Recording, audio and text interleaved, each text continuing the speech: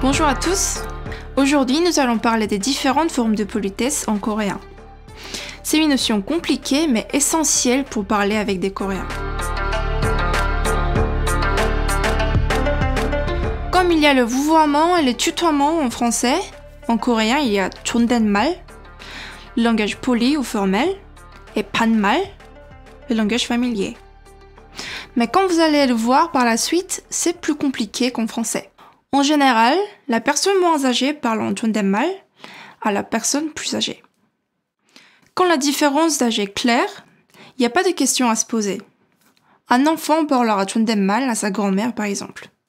Si un enfant de 8 ans discute avec un autre enfant de 10 ans, ils se parleront 반말, donc en langage familier.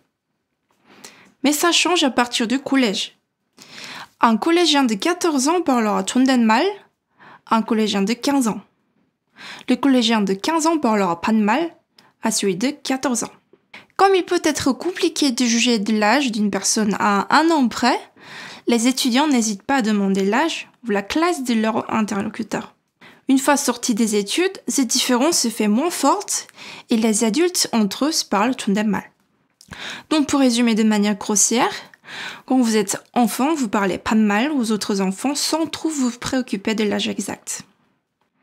Quand vous êtes étudiant, il faut faire très attention, même quelques mois de différence d'âge sont importants. Quand vous êtes adulte, vous utiliserez 존댓말 avec les autres adultes.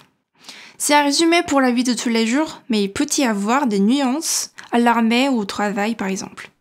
On parle en 반말 en général en famille ou en couple.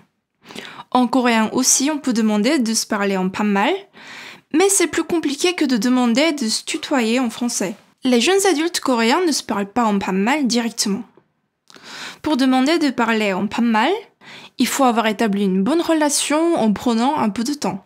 Au travail, on ne le demandera jamais à quelqu'un de plus haut placé. Donc en fait, ce qui est le plus important, c'est la relation que vous avez avec votre interlocuteur et le contexte de la conversation. Comme je l'ai dit au début de la vidéo, il est essentiel de comprendre ces différences afin de montrer du respect à votre interlocuteur. Mais sachez qu'il y a une tolérance pour les personnes à apprendre le coréen. Faire l'effort d'apprendre le coréen est déjà une forme de respect en soi. Donc ne vous mettez pas trop la pression là-dessus non plus. Le 존댓말 a deux formes de politesse. C'est là où ça se complique par rapport au vouvoiement. La première forme est très formelle, très polie. On l'utilise dans des situations assez limitées comme un rendez-vous d'affaires, le journal télévisé, rencontre avec des personnalités, etc. La deuxième forme est utilisée plus fréquemment. C'est cette forme que vous allez utiliser dans votre vie quotidienne.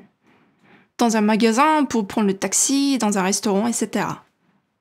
Dans beaucoup de cas, si on met yo à la fin d'une phrase 반말, ça devient 존댓말. Pour dire bonjour en 반말, c'est 안녕, et en 존댓말, c'est 안녕하세요. Pour dire merci, en 반말, c'est 고마워, en 존댓말, c'est 고마워요. Pour dire désolé, en 반말, c'est 미안해, en 존댓말, c'est 미안해요. On pourrait dire 오빠 안녕 pour dire bonjour à un garçon proche de vous. 할머니 안녕하세요 pour dire bonjour à une grand-mère. 언니 미안해요 pour dire désolé à une fille plus âgée que vous. Commencer par cette forme est la meilleure chose à faire, sachant que la plupart du temps, il vous suffira d'enlever le suffixe yo pour passer en 반말. Je vous conseille de regarder beaucoup de films et dramas pour comprendre comment ces formes de politesse sont utilisées selon une situation. Pour la prochaine vidéo, nous allons apprendre à nous présenter. Ce sera l'occasion de découvrir comment se forme une phrase en coréen. N'hésitez pas à mettre des suggestions en commentaire pour nous donner des idées. Sachez que je lis tous vos commentaires et que c'est ma principale source de motivation pour faire ces vidéos. 다음에 봐요.